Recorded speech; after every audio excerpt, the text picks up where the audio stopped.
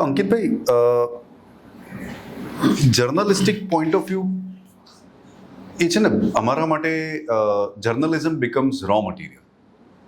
છાપામાં જ્યારે એક લેમેન કદાચ છાપું માત્ર વાંચતા હશે જાણકારી લેવા માટે, ન્યૂઝ જાણવા માટે, અમારા માટે શું થાય કે એ છે ને એક રિમાઇન્ડર કોલ બની જાય છે. છાપું વાંચતા વાંચતા ક્યાંક તમારી નજર અટકી ગઈ, એના વિશે તમે વાંચ્યું અને પછી એ સતત તમારી સાથે રહે. That is the raw material જેને હું જર્નલિઝમમાં કહું છું. પણ ફિલ્મો પાછું જર્નલિઝમથી બહુ અલગ છે. તો મને એવું લાગે છે કે હું મારવાડી પરિવારથી આવું છું. ગુજરાતમાં જન્મ ને ઉછેર થયો અમદાવાદમાં.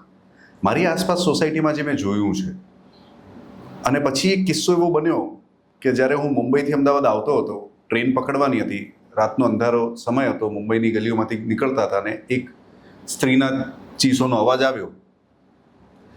મેં ઓટોવાળાને કીધું, તું રોક. એને જરાક બીક લાગી કે સાહેબ મેં નીચે નહીં ઉતરૂંગા. કંઈ વાંધો નહીં, મને પણ બીક લાગી. મેં ત્યાંથી ડોક્યું કરીને એક અવાજ આપી, કદાચ ઓલો ત્યાંથી ભાગી જાય કે છોકરી છૂટી જાય કે બચી જાય, જે બી આપણા તરફથી પ્રયાસ થઈ શકતો હોય. બાકી મારામાં હિંમત નથી કોઈની સામે આવીને કંઈક આપણે બળજબરી કરીએ, મારીએ, એવું કંઈ નહીં થાય. તો ચીઝ પાડી. તો એમાં સ્વાભાવિકપણે શું થાય કે ઓલો માણસ કાં તો ભાગી જાય, કાં તો પાછો વળતો જવાબ આપે, કાં તો તમારી બાજુ આવે. એવું કંઈ ના થયું. ઉલટાનું એ સ્ત્રીએ મને કીધું કે સાહેબ આપ જાને તો એ મેરા મરદ હે.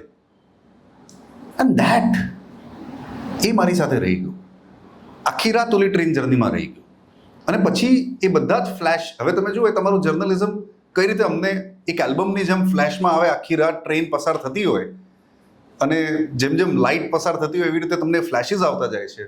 છાપામાં વાંચેલું, આસપાસ જોયેલું, એવા તો કેટલાય ઘર આપણે આપણી આસપાસ જોયા છે. જ્યારે કોઈ, ધારો કે કોઈ દીકરીએ એવું નક્કી કર્યું કે મારે આ એક વ્યક્તિ સાથે લગ્ન કરવા છે, અને ઘરવાળાઓને કદાચ મંજૂરી ના હોય, તે છતાંય એ આગળ વધે અને લગ્ન કરી આવે કે કરવા જાય, ત્યારે પરિવારના સભ્યો, અને એમાં મુખ્ય પડે સ્ત્રી, એવું કે બસ આજ સે તું હમારી બેટી નહીં, યા આજ સે મેં તેરા યે તું મેરા મરા હુઆ મૂવી મત દેખના. આ કેટલી મોટી વસ્તુ છે કે તમે તરત જ ડિસોન કરી દો છો, સમાજથી એને બહાર કાઢી નાખો છો. એટલા ઘણા બધા એવા કિસ્સાઓ યાદ આવ્યા એ બનાવ બાદ. અને પછી મને એવું લાગ્યું કે એક સ્ત્રીના કેપ્ટિવેશન પર વાત કે સર્વાઈવલ પર વાત કરવી જોઈએ. અને અઘરું છે, આપણે પુરુષ છીએ, કંઈ બી કરવા જઈએ એમાં ફિમેલ ગેઝ લાવવું બહુ અઘરું છે. મેલ ગેઝ જ આવશે. જે રીતે આપણે મોટા થયા છીએ એમાં આ સ્ત્રીને જોવાનો આપણો દ્રષ્ટિકોણ અલગ જ હોય છે. તો એ બહુ, તો પછી અમે નક્કી કર્યું કે એક રાઇટરને મળીએ. અને દિવ્યાબેન જે અમારા રાઇટર છે, એમને કહ્યું કે મારે સ્ત્રીના સર્વાઈવલ પર એક વાર્તા કહેવી છે. પણ એ સર્વાઈવલ એટલે કોઈ રૂમની અંદર ભરાઈ ગઈ હોય કે બાથરૂમની અંદર ફસાઈ ગઈ હોય કે બિલ્ડિંગમાં એકલી હોય, એવું કંઈ નહીં. ખુલ્લા મેદાનમાં, સમાજની વચ્ચોવચ્ચ, ગામની વચ્ચોવચ્ચ છે.